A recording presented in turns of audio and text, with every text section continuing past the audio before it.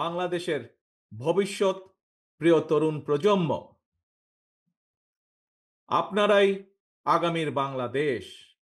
আপনারাই বাংলাদেশের সম্ভাবনাময় আজকের এই লাখো তরুণ মুখ। আপনারাই বদলে দিতে পারেন আগামীর বাংলাদেশ। এই তারুণ্যই ফ্যাসিবাদ মুক্ত বাংলাদেশে প্রতিষ্ঠা করবে নিজেদের অধিকার। প্রবীণের প্রজ্ঞা, পরামর্শ আর তারুণ্যের শক্তিতেই ইনশাল্লাহ নির্মিত হবে ৭১ থেকে ২৪ পর্যন্ত লাখো শহীদের আকাঙ্ক্ষার সেই প্রত্যাশিত বাংলাদেশ।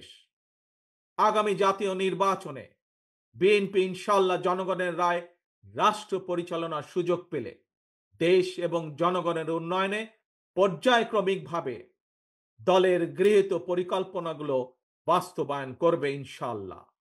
তবে যে কোনো দলের তাদের কর্মসূচি বাস্তবায়ন করতে হলে দরকার একটি জবাবদিহিমূলক সরকার, দরকার একটি নির্বাচিত সরকার।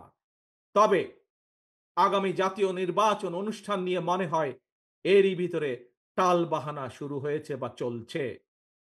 কথিত অল্প সংস্কার আর বেশি সংস্কারের অভিনব শর্তের আবর্তে ঘুরপাক খাচ্ছে আগামী জাতীয় নির্বাচনের ভবিষ্যৎ। এরই ভিতরে জনগণ বিশ্বাস করতে শুরু করেছে সংস্কার নিয়ে সময়ক্ষেপণের আড়ালে অন্তর্বর্তীকালীন সরকারের ভেতরে এবং বাইরে কারো কারো মনে হয় কিছু ভিন্ন উদ্দেশ্য রয়েছে। পলাতক স্বৈরাচারের সময় আমরা দেখেছি তারা কিভাবে আদালতকে অবজ্ঞা করেছে, আদালতের রায়কে অবজ্ঞা করেছে।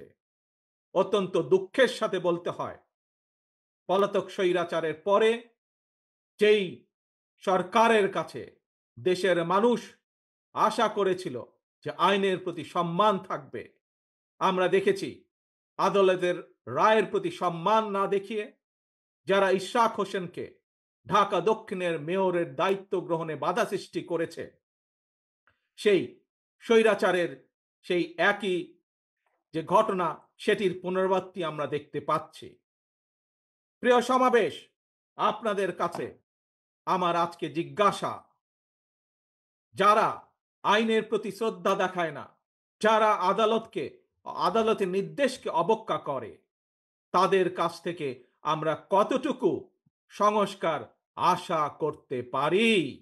আমি প্রায় একটি কথা বলি, পুঁথিগত সংস্কারের চেয়ে ব্যক্তি মানসিকতার সংস্কার অনেক বেশি জরুরি।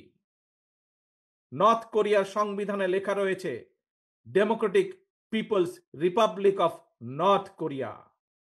সুতরাং কি লেখা আছে তার চেয়েও বেশি যেটি জরুরি তা হলো মেনে চলা। ইশরাকের ক্ষমতা গ্রহণ বা ইশরাকের শপথ গ্রহণে বাধা সৃষ্টি করে আজ আমরা আবারও স্বৈরাচারী মানসিকতার বহিঃপ্রকাশ দেখতে পাচ্ছি। প্রিয় তরুণ প্রজন্মের ভাই বোনেরা, নিরপেক্ষতা এবং বিশ্বাসযোগ্যতাই কিন্তু অন্তর্বর্তীকালীন সরকারের প্রধান পুঁজি। তাই তাদের প্রতি আমাদের আহ্বান থাকবে, তাদের প্রতি আমাদের পরামর্শ থাকবে। জনগণের বিশ্বাস, ভালোবাসা নষ্ট হয় অন্তর্বর্তীকালীন সরকারের এমন কোনো পদক্ষেপ নেওয়া ঠিক হবে না। একই সাথে অন্তর্বর্তীকালীন সরকারের প্রতি আবারও আহ্বান জানিয়ে বলতে চাই, গণতান্ত্রিক আমি জনগণ এবং গণতন্ত্রের পক্ষের রাজনৈতিক দলগুলোকে দয়া করে প্রতিপক্ষ বানাবেন না। যদি আপনাদের কেউ রাষ্ট্র পরিচালনায় থাকতে চায় তাহলে সরকার থেকে পদত্যাগ করে জনগণের কাতারে আসুন, নির্বাচন করুন।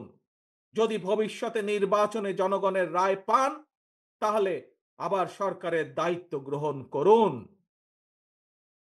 প্রিয় তরুণ প্রজন্মের ভাই বোনেরা, গত ১.৫ দশকে ভোটার তালিকায় প্রায় ৩.৫ কোটি ভোটার সংযুক্ত হয়েছেন, নতুন ভোটার সংযুক্ত হয়েছেন। এই নতুন ভোটাররা আজ পর্যন্ত একটি জাতীয় নির্বাচনেও ভোট দিয়ে তাদের নিজের পছন্দের প্রার্থীকে জনপ্রতিনিধি নির্বাচিত করার সুযোগ পায়নি। পতিত পরাজিত পলাতক স্বৈরাচারের কাছে মানুষের অধিকার প্রতিষ্ঠা কিংবা নির্বাচন কোনো গুরুত্বপূর্ণ কিছু ছিল না। সুতরাং সংস্কার ইস্যুর পাশাপাশি জাতীয় নির্বাচন অনুষ্ঠানের জন্য অন্তর্বর্তীকালীন সরকারের দৃশ্যমান প্রস্তুতি নেওয়া উচিত বলে আমরা বিশ্বাস করি বা আমরা মনে করি। অতীতে বিভিন্ন সময় এই বাংলাদেশে তত্ত্বাবধায়ক সরকার নিরপেক্ষ নির্বাচন অনুষ্ঠিত করেছে এবং প্রত্যেকটি ক্ষেত্রে আমরা দেখেছি তত্ত্বাবধায়ক সরকার ৩ মাসের মধ্যেই সফলভাবে জাতীয় নির্বাচন অনুষ্ঠান সম্পন্ন করেছে। সুতরাং অতীতে এই বাংলাদেশে রেকর্ড রয়েছে ৩ মাসের মধ্যে জাতীয় নির্বাচন অনুষ্ঠিত করা সম্ভব। কিন্তু আজ আমরা দেখছি 10 মাস পার হয়ে গেল, অন্তর্বর্তীকালীন সরকার নির্বাচনের দিনক্ষণ ঘোষণা করছে না। আমরা ফ্যাসিবাদ মুক্ত বাংলাদেশে জনগণের সরাসরি ভোটে জনগণের কাছে জবাবদিহিমূলক, জনগণের কাছে দায়বদ্ধ একটি সরকার দ্রুত দেখতে চায়। অন্তর্বর্তীকালীন সরকারের প্রতি আহ্বান, আগামী ডিসেম্বরের মধ্যেই জাতীয় নির্বাচন অনুষ্ঠিত হতে হবে। আবারও আমরা বলতে চাই, আগামী ডিসেম্বরের মধ্যেও জাতীয় নির্বাচন অনুষ্ঠিত হবে।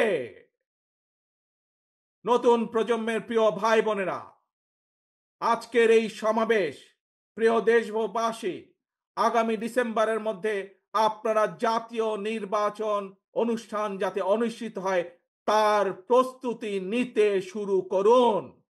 কারা রাষ্ট্র পরিচালনা করবে, কারা আপনাদের প্রতিনিধি হবে, জাতীয় নির্বাচনে আপনারা ভোট দিয়ে আপনাদের সেই প্রতিনিধিকে আপনারা নির্বাচিত করবেন।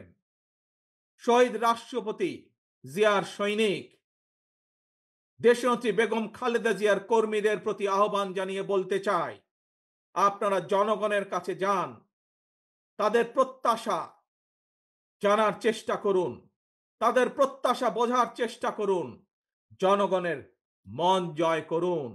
কারণ জনগণই বিএনপির সকল রাজনৈতিক ক্ষমতার উৎস। দিল্লি নয়, পিন্ডি নয়, নয় অন্য কোন দেশ, সবার আগে বাংলাদেশ।